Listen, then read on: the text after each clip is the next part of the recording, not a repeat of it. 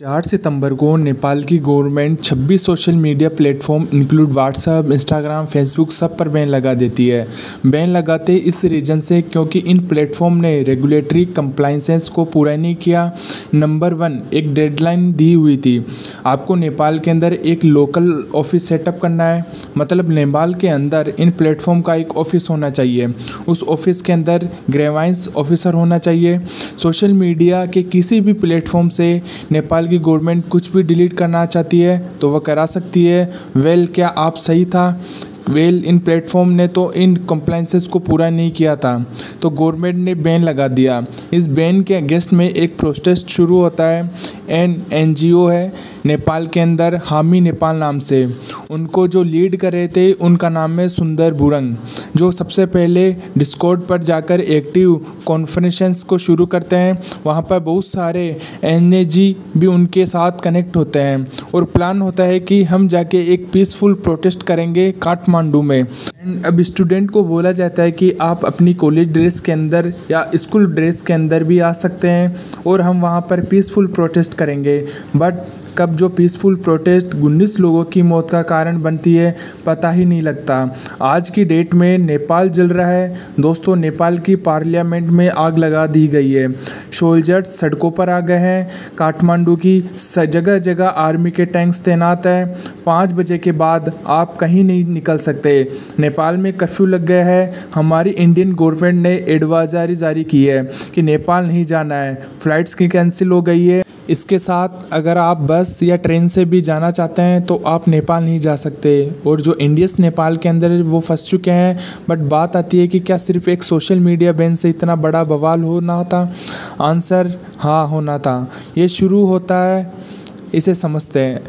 हमने कई सारे लोगों से बात करने की कोशिश की, इंटरनेट पर भी चेक किया। इंटरनेट पर हैशटैग चल रहा था नेपो किस नाम से, जहाँ पर सोशल मीडिया पर जो नेपाल के एक्टिव इन्फ्लुएंसर है वो एक्सपोज कर रहे थे कि जो कैसे पॉलिटिशियन के बच्चे और उनकी फैमिली लेविश लाइफ जी रहे हैं।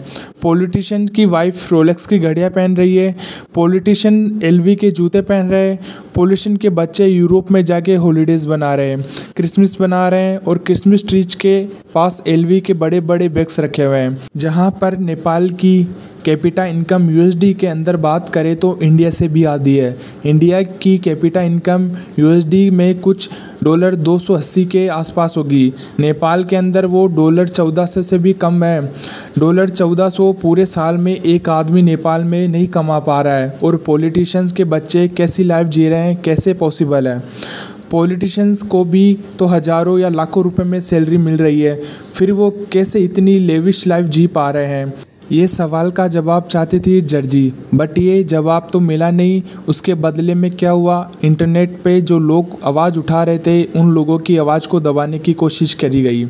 लोगों ने तो यह बताना कि इन पॉलिटिशियन के बच्चे नेपाल के अंदर कुछ भी कर रहे थे, उन्होंने अपने हाथ में ले लिया होता, लोगों के साथ मर्डर हो रहे थे। बात इंटरनेट पर फैल ना जाए इसलिए गवर्नमेंट कंट्रोल करना चाहती थी सोशल मीडिया को। और क्योंकि गवर्नमेंट आवाज़ दबाना चाहती थी इसलिए इस बैन को एक ही दिन में इम्पोज कर दिया गया। बट उसके बाद जब प्रोटेस्ट हुआ है तो प्रोटेस्ट के अंदर पुलिसों ने लोगों के साथ क्या किया, सबसे पहले टीयर गैस छोड़ी गई, उसके बाद में फायरिंग हुई रबर बुलेट से। रबर बुलेट भी बहुत बड़ी तेज़ लगती है दोस्त। और उसके बाद तो सच में गोली मार दी गई। एक 12 साल के बच्चे को जाके गोली लगी, 12 साल के बच्चे को जाके 19 लोगों की मौत हो गई। और यह तो मौत हुई है, 400 से ज़्यादा लोग इस वक्त ज़िंदगी और मौत के बीच में लड़ रहे हैं। यह नंबर कब बढ़ जाए हमें पता नहीं। इतनी ज़्यादा जो बुरी हालत नेपाल की हुई है वो इसलिए हुई है क्योंकि वहाँ पर गवर्नमेंट करप्ट हो चुकी है। देखो नेपाल के अंदर हमने मोनार्की थी, 2008 के अंदर मोनार्की हटती है और नेपाल बन जाता है डेमोक्रेटिक रिपब्लिक कंट्री। अब डेमोक्रेसी तो वहाँ पर आ गई, बट क्या आज भी लोग फ्री है? क्या वहाँ पर लोगों की चलती है? क्योंकि इस वक्त अगर आप 5 बजे के बाद नहीं निकल सकते, आर्मी के पास पूरा कंट्रोल है। तो कहाँ गई डेमोक्रेसी। नेपाल के अंदर पहला प्रोटेस्ट नहीं है, डेमोक्रेसी के लिए नेपाल के अंदर बहुत रिवॉल्व हुए हैं, लोगों ने बहुत कॉम्प्रोमाइज़ किया है। बट आज हम जब बात कर रहे हैं, जर्जी को सड़कों पर आना पड़ा और अपनी ज़िंदगी गंवानी पड़ी। तो ऐसा क्यों हो रहा है नेपाल में, आइए समझते हैं डिटेल में। देखिए, बात तो 4 सितंबर से शुरू होती है, पर बैन लगता है और गवर्नमेंट बोलती है कि हम फेक न्यूज़ को रोकना चाहते हैं, इंटरनेट पर न्यूज़ ना फैले। बट लोगों की रियलिटी समझ आ गई, मिनिस्टर्स के घर को आग लगाना आसान नहीं है। देखिए, नेपाल बहुत टाइम से चाइना के क्लोज भी जा रहा है। अब चाइना के अंदर क्या चल रहा है, यूएस के अंदर क्या चल रहा है, हमें नहीं पता।